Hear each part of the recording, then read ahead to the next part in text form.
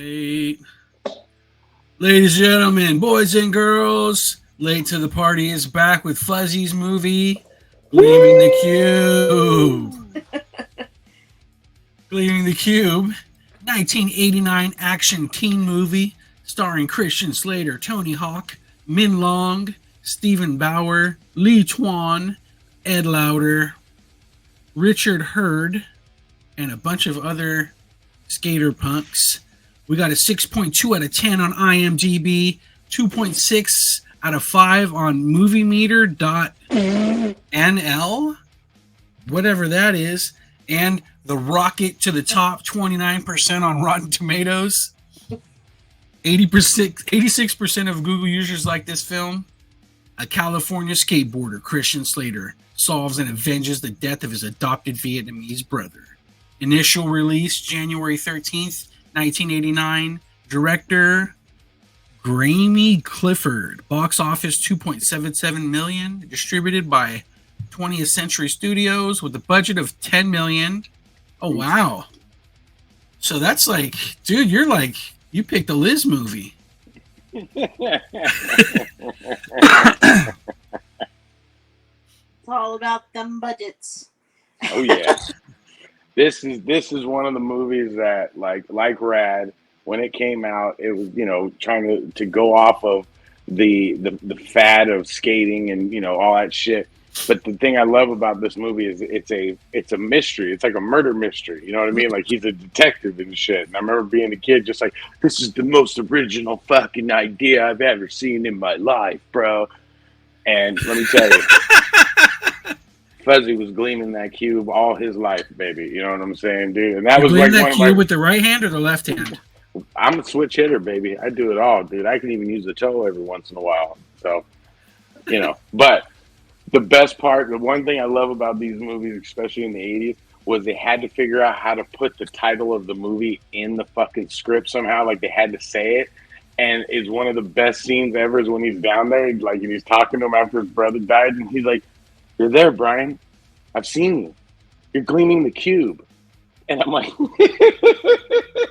I can't stop laughing. I was like, wow, that was just shoved in there. Like that was like literally the producers behind the director going like, he has to say fucking gleaming the cube. Okay, make him say gleaming the cube. We need it for the trailer. And he's like, just say it somehow. He's like, I've seen it in your eyes, man.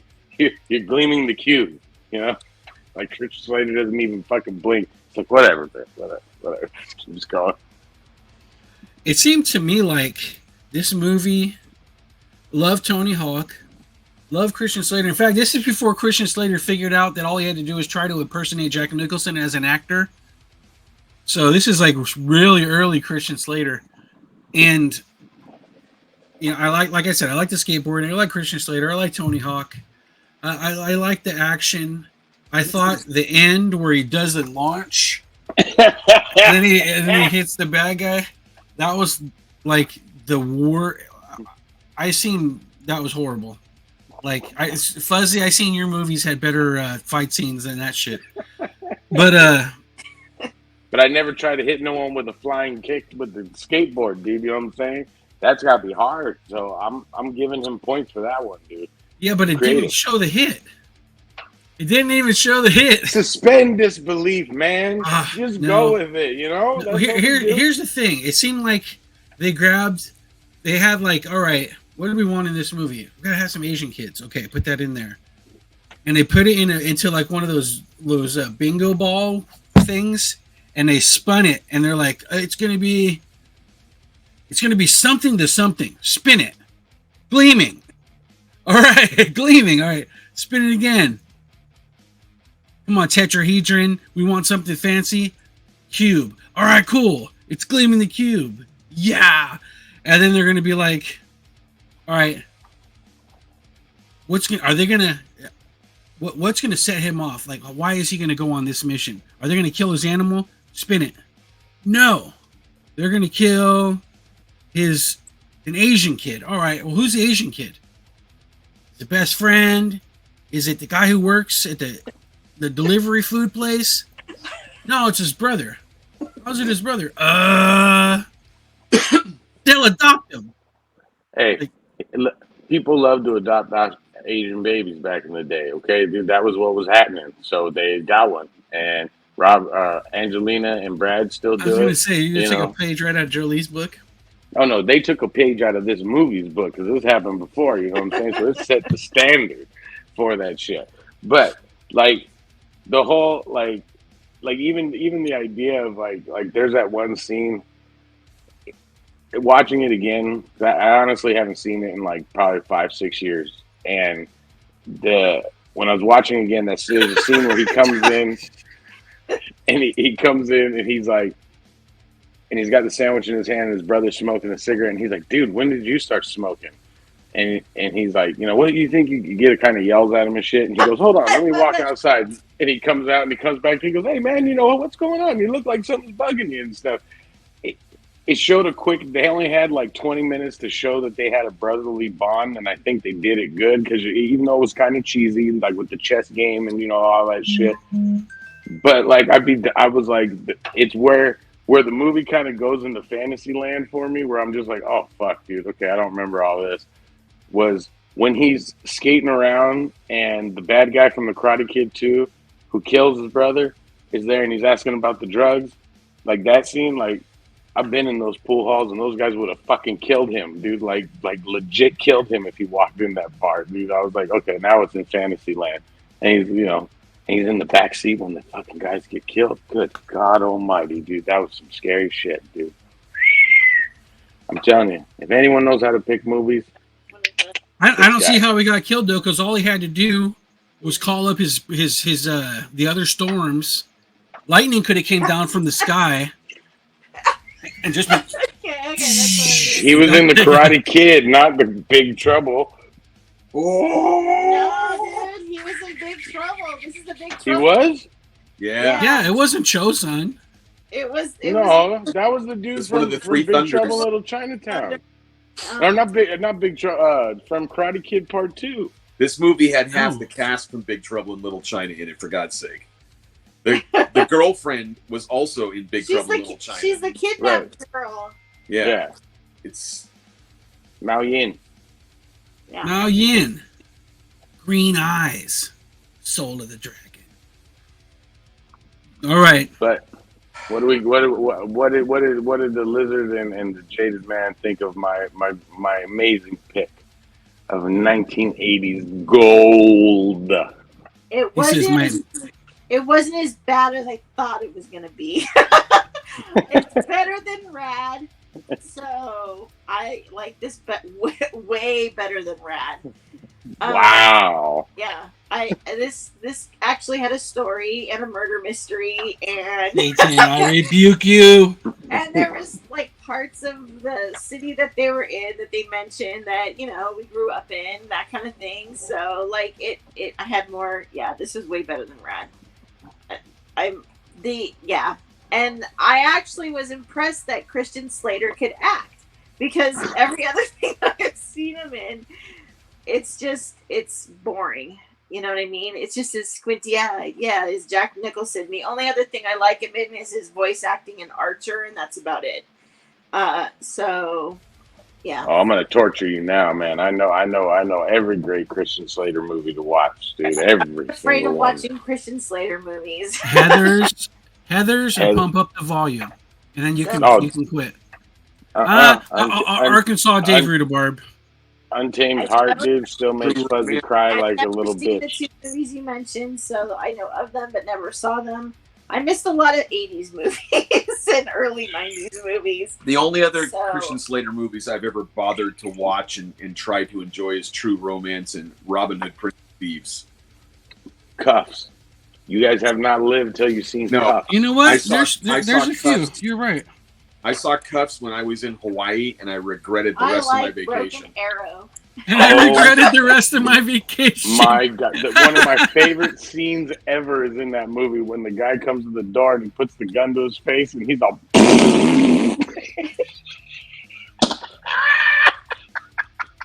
I almost don't even need to comment from here. What my suspension of disbelief wasn't his whole thing at the end of the movie where he throws his skateboard although I could see that coming a mile away, but the fact that he started dating his dead brother's girlfriend. Like, what the fuck? Like, that didn't, She like, gets to her dad, you. and she I catches hated him you using so her, and much. she's like on his team. I hate you. And you're white, and I'm not. And like, and then all of a sudden, they're best of buds, and they're gonna be dating and live happily ever after and have cute little kids. I like the part that killed me with that whole situation was the way they would be like you're saying they're talking, and he's asking the questions about the dad, and he's they literally, you could tell the scenes they wanted to use for the trailers. It was like when she's standing outside the theater with the first date that they go on and stuff, and she's like, "Well, you tell me about you, Brian. What's it about skating?" And he's like, "I don't know, man." It's like Jack Nicholson flies out of him right there. He's like, "I don't know. It's just something about it when I'm in there. I'm just feeling it. I'm just feeling it." Like. That's amazing and his little skate dialogue. montage on the. I don't even know the lingo. Dude, that was my favorite part because I forgot that he bunny hops on a skateboard. I didn't even know you could do that, dude. Like he literally put it between his legs and he was bouncing on it like a pogo stick and shit. And I was like, whatever. I love it. He shows up late to his brother's funeral. I love my brother, but I'm gonna show up late. What the hell? He had to put extra mousse in his hair to make it look like. Yeah, I guess. They just did it for all those shots, and then his police mentor, that was just kind of creepy.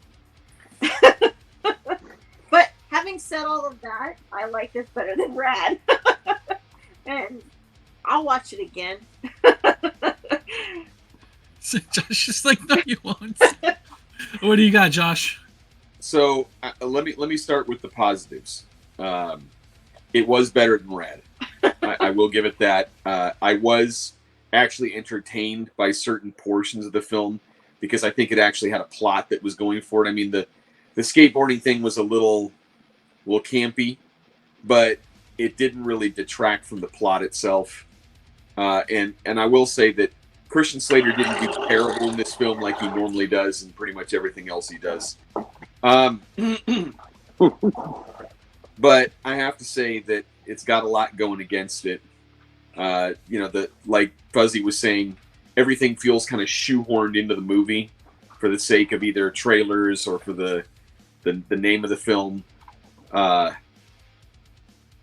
the fact that while they mention the areas that we all kind of know and grew up in, they also get it like dead wrong on screen when they say go to like Harbor and Catella. It's like in some neighborhood with hills, and I'm like, that's not Harbor and Catella. Never was.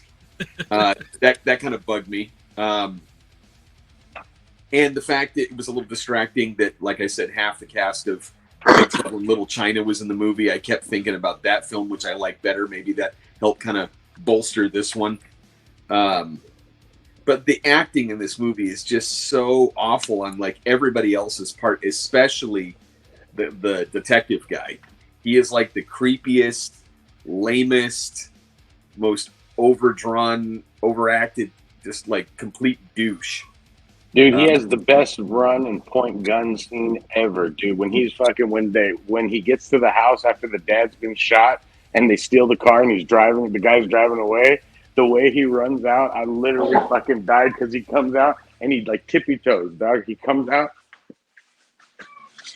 like that. Like he literally tippy toes across the thing. Like he was like, I can't miss my mark. I can't miss my mark. I got it.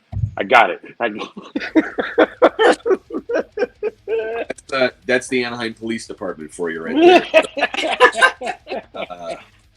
Or that he can get stumped by a skater just by the guy knocking off the things off the table and taking the fucking note out of the notepad and getting the fucking information out of it. It's like somebody came up with like a good story and then it just got bogged down with all of the extraneous garbage that they had to attach to it to make the film what it is. But man, like I said, I was definitely more engaged with it than I was with Rad, but it still wasn't good. It was not good. All right, let's get into it. Buckets, spilled popcorn. How many buckets for this movie, Liz? It's gonna get a 6. I'm giving it a 6. It's like I said, it's good. I'll watch it again, but it's I'm not going to go out of my way to watch it again. But if somebody says, "Hey, let's watch Gleaming the Cube," I'll be like, "All right, no problem." So there you have it, 6. I hope I never have to watch this movie again. I mean, if you said, Rad or this one, obviously it would be this one.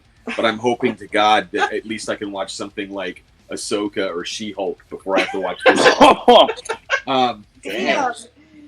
Damn, honey, calm down. It's okay. It's okay. I mean, like I said, it has a few gems in it, so I'm gonna be good and give it a 4.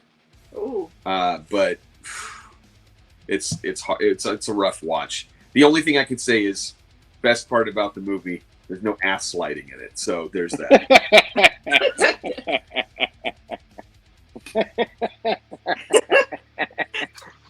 All right. We fucked you up with that scene, didn't we?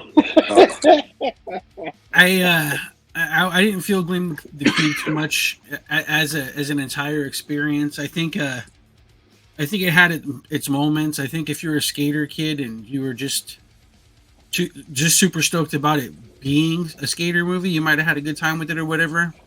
But I never really was.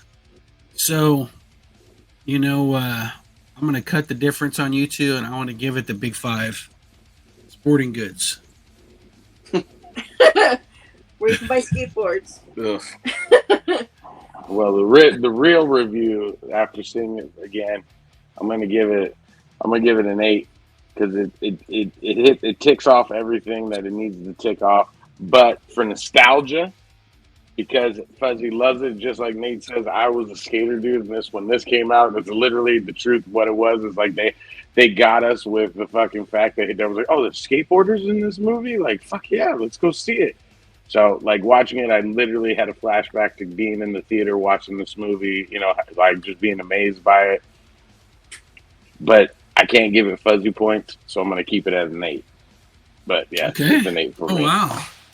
I was expecting an 8,000. There you have it, folks. Gleaming the Cube. If you want some nostalgia, if you were a skater back in the day, then make sure not to watch this movie. At least it's free on YouTube. See that, dude? Freeze frame. You did a good job there. That's you did. right. I thought you froze. All right, Fuzzy. We'll have something special next week. Take us out, Fuzzy. Ladies and gentlemen, thank you for watching as always. And don't forget to have that love, that peace, and that Popeyes grease. And gleam that cube, baby. Woo! Don't.